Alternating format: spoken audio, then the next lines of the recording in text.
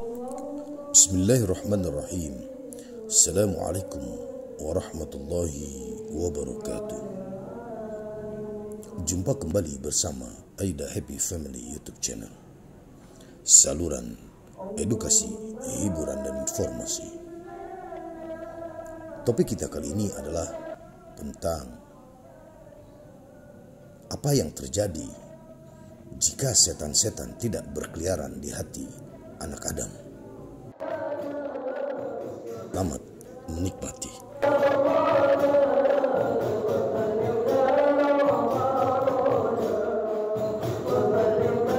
Bismillahirrahmanirrahim. Rasulullah sallallahu alaihi wasallam pernah bersabda ketika menceritakan mengenai firman Allah yang Maha Perkasa lagi Maha Agung. Setiap kebaikan itu akan dibalas dengan 10 kali lipat hingga 70 kali, kecuali puasa. Sesungguhnya puasa itu untukku dan akulah yang akan menentukan balasannya.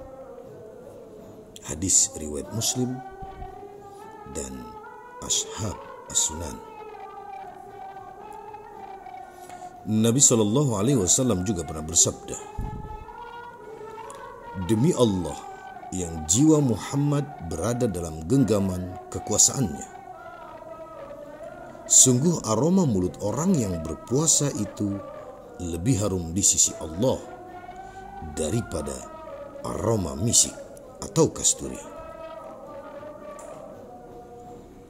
Allah Ta'ala berfirman, sesungguhnya Ia telah meninggalkan kesenangannya, makan dan minumnya demi aku. Maka puasa itu untukku dan akulah yang akan membalasnya. Hadis riwayat Bukhari dan Muslim. Rasulullah sallallahu alaihi wasallam bersabda, sesungguhnya setan itu masuk ke dalam tubuh anak Adam mengikuti aliran darahnya. Oleh karenanya, sempitkanlah jalan setan itu dengan cara berpuasa. Hadis riwayat Bukhari, Muslim dan Ashab As-Sunan. Itulah sebabnya Rasulullah sallallahu alaihi wasallam pernah berkata kepada Aisyah radhiyallahu anha, sering-seringlah engkau mengetuk pintu surga. Aisyah bertanya, dengan cara apa? Beliau bersabda, dengan cara berpuasa.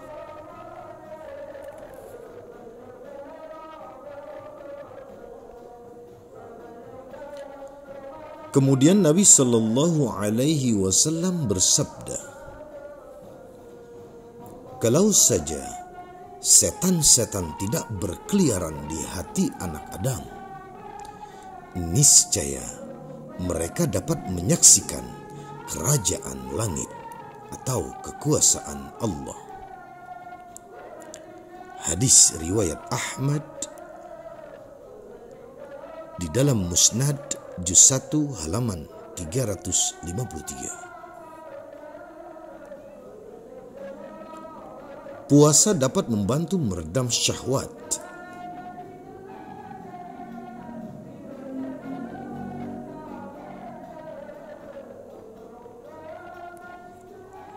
Perkara-perkara yang wajib, sunnah, dan yang membatalkan puasa. Sesungguhnya menetapkan awal bulan Ramadan itu bisa didasarkan pada ucapan satu orang saja dari laki-laki yang adil. Adapun mengenai penentuan awal bulan Syawal, dalam hal ini harus ditetapkan berdasarkan pada persaksian 2 orang laki-laki yang adil. Baik keadilan mereka berdua diputuskan oleh qadi.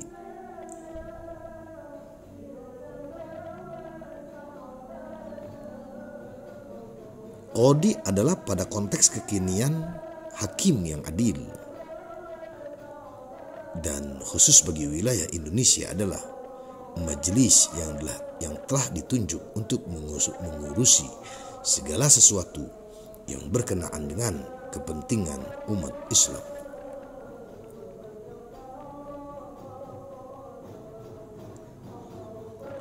Jadi setiap orang mengamalkan berdasarkan keyakinannya masing-masing dan harus berniat di waktu malamnya.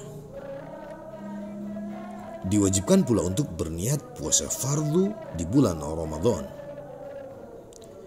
Jika berniat di malam yang meragukan dengan mengucapkan, "Aku berpuasa jika besok memasuki bulan Ramadan," maka dalam hal ini tidaklah diperbolehkan. Secara lahiriah, puasa ialah menahan diri dari memasukkan sesuatu melalui rongga tenggorokan. Oleh karena itu, puasa menjadi batal karena dengan sengaja makan dan minum. Juga menjadi batal akibat menghirup benda padat maupun cair melalui rongga hidung. Akan tetapi, puasa tidak menjadi batal karena berbekam, memakai celak, dan memasukkan obat melalui saluran kemaluan atau lubang telinga. Kecuali jika benda-benda yang dimasukkan tadi sampai ke dalam lambung. Dan tidak pula membatalkan puasa dengan masuknya sesuatu yang tidak disengaja. Seperti masuknya debu atau binatang-binatang kecil yang berterbangan melalui rongga mulut. Tentang berkumur dan proses menghirup air ke lubang hidung, lalu dikeluarkan lagi ketika berwudu. Keduanya tidak sampai membatalkan puasa, asalkan tidak dilakukan secara berlebihan.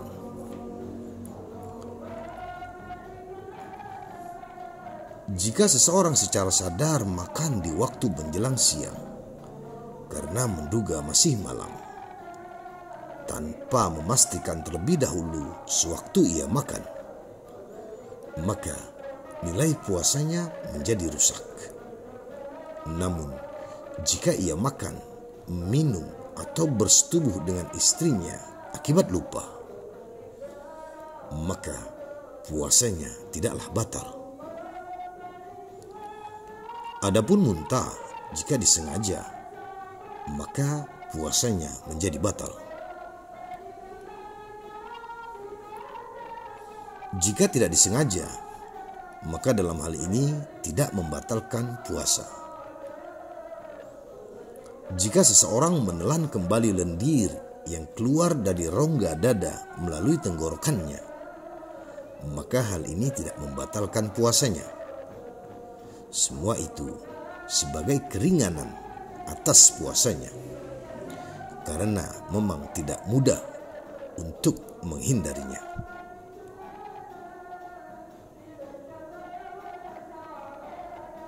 Tidaklah wajib membayar kafaroh atau tebusan,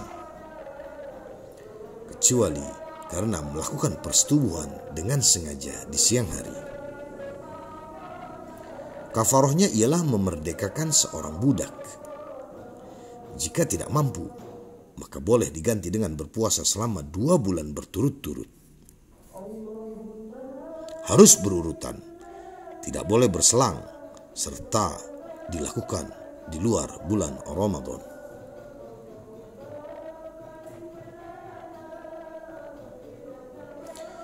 Apabila tidak mampu juga, maka bisa digantikan dengan memberi makan 60 orang miskin, masing-masing 1 mud. 1 mud adalah takaran untuk konsumsi 1 orang per hari. Dan untuk standar di Indonesia adalah 6 ons beras atau makanan pokok lain yang disesuaikan dengan jumlahnya. Adapun status hukum bagi puasa orang yang melakukan masturbasi sama dengan puasa yang batal disebabkan makan dan minum secara sengaja.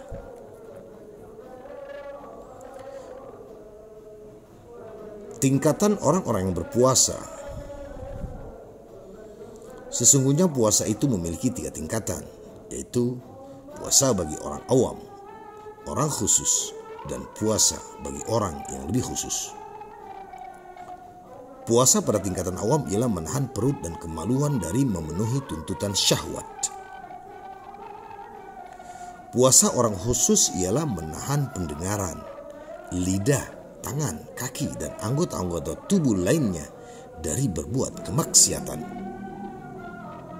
Adapun puasa bagi orang yang lebih khusus ialah puasa yang melibatkan hati demi menjaga keinginan-keinginan yang rendah dan fikiran-fikiran yang berorientasi keduniaan, serta mencegah dari tujuan selain Allah Subhanahu wa Ta'ala secara keseluruhan. Nilai puasa menjadi batal akibat melanggar larangan-larangan yang telah ditetapkan dalam berpuasa, sebagaimana Rasulullah Shallallahu Alaihi Wasallam pernah bersabda, 5 hal yang dapat menghilangkan pahala orang yang berpuasa, yakni berbohong, menggunjing, mengadu domba, bersumpah dusta, dan memandang dengan syahwat. Hadis riwayat Bukhari dan Muslim dari jalan Anas bin Malik radhiyallahu anhu. Lebih lanjut dapat dilihat dalam kitab Al-Jami Asy-Syahih.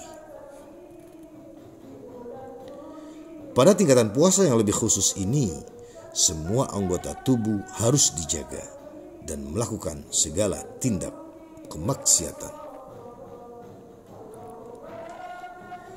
Adapun rahasia puasa adalah sebaiknya hindarkan diri dari terlalu banyak mengkonsumsi makanan ketika berbuka, meskipun yang dihalalkan, supaya tidak memenuhi rongga perut, sebab Allah Subhanahu wa Ta'ala tidak menyukai perut yang terlalu kenyang. Sebaiknya pula hati orang yang berpuasa itu selalu dalam keadaan harap-harap cemas, apakah puasanya akan diterima oleh Allah Subhanahu wa Ta'ala, atau ia hanya mendapatkan lapar dan dahaga saja.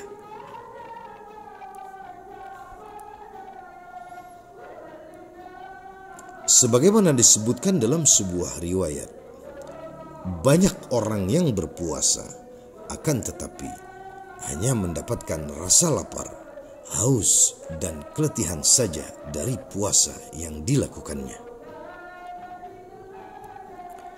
Sebab salah satu dari tujuan melaksanakan puasa ialah menahan diri dari memperturutkan keinginan nafsu, dan itu tidak hanya sekedar menahan diri dari makan dan minum saja, namun juga dari memandang segala apa yang diharamkan, mempergunjingkan orang lain, mengadu domba, dan berdusta.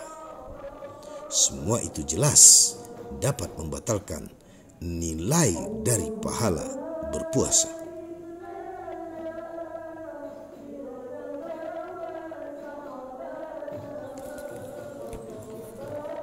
Demikianlah yang dapat disampaikan, diambil dari kitab ringkasan Ihya Ulumuddin karya Imam Al-Ghazali. Mohon maaf atas segala kekurangan dan kekhilafan di sana sini.